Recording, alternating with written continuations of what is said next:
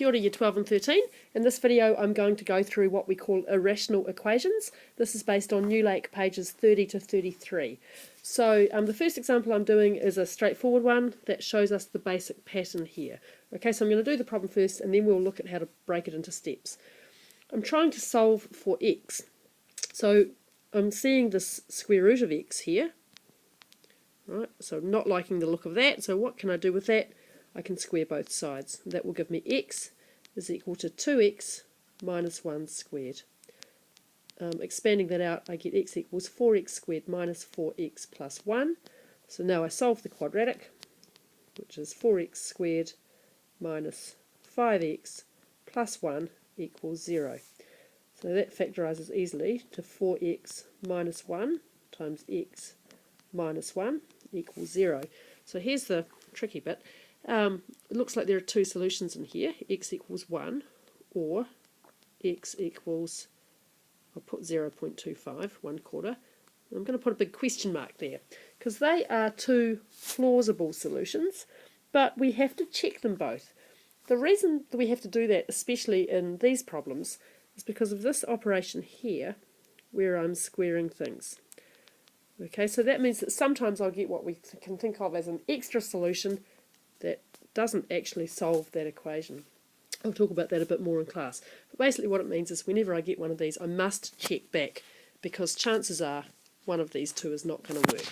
So here's how we do that. We start with 1. So the square root of 1 is the left-hand side, and that equals 1. So I evaluate the left-hand side, I evaluate the right-hand side, and I see if they're equal. So 2 times 1 minus 1 equals 1. So that tells me that x equals 1 is a solution. But if I do the same thing with x equals 1/4, it's not going to work. I'm going to take a new slide to do that. Right, so remember my starting equation was root x is equal to 2x minus 1. So let's look at the square root of my other possible solution. The square root of 1/4 is equal to 1/2, which is not equal to 2 times 1/4 take away 1. So 1/4 is not a solution. So that means that x equals 1 is the only solution to this equation here. Right, the extra one pops in because my method of solving involves squaring both sides.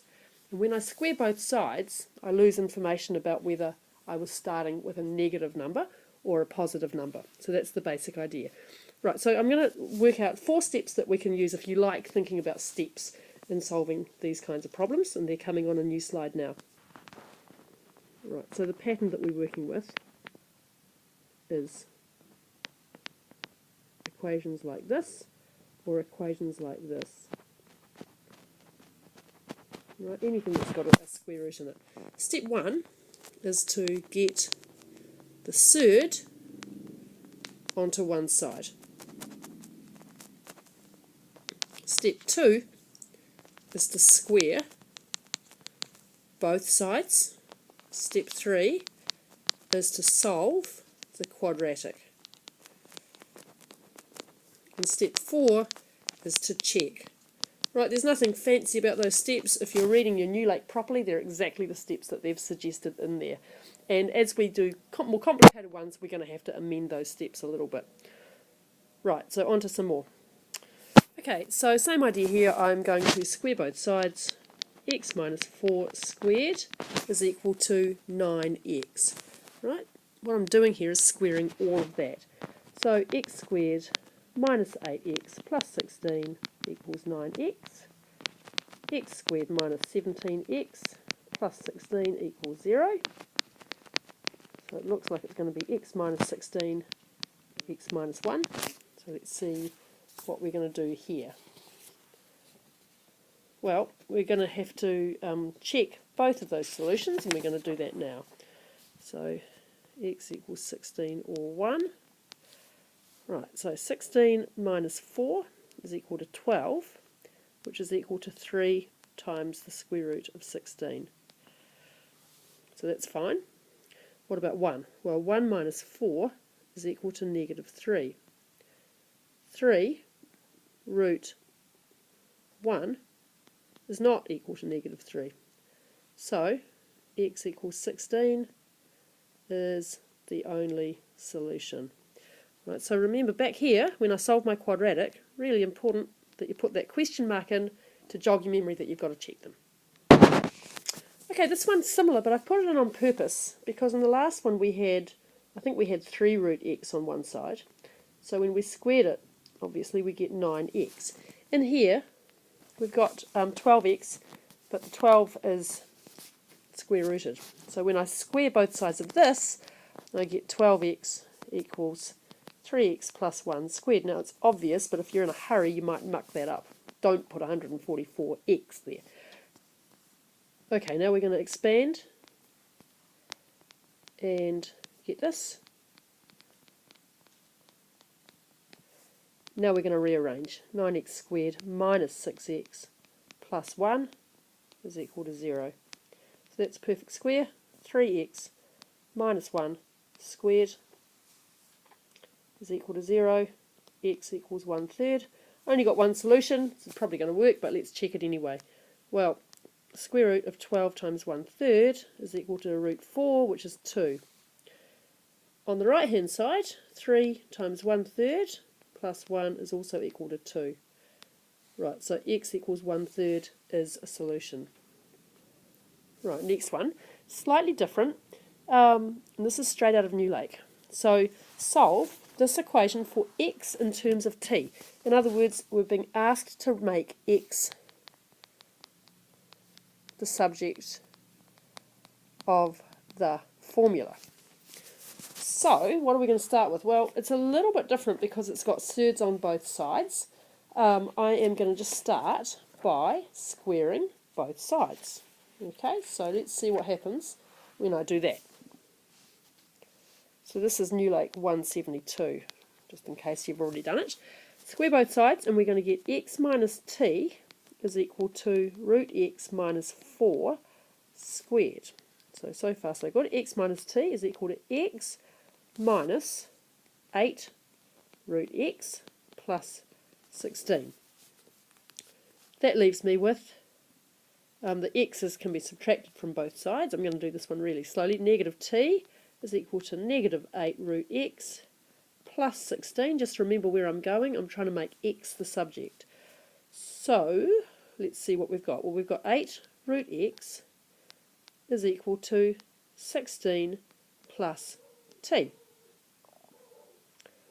Now, if I square both sides again, I'm going to get 64x equals 16 plus t squared, and x is equal to 1/64 of that. So there you go. Alright, so that's how we do those. Very, very similar to the ones where we're just looking for solutions for x. Got a couple more of those to show you now. Alright, so here's another one. This is nulake 173.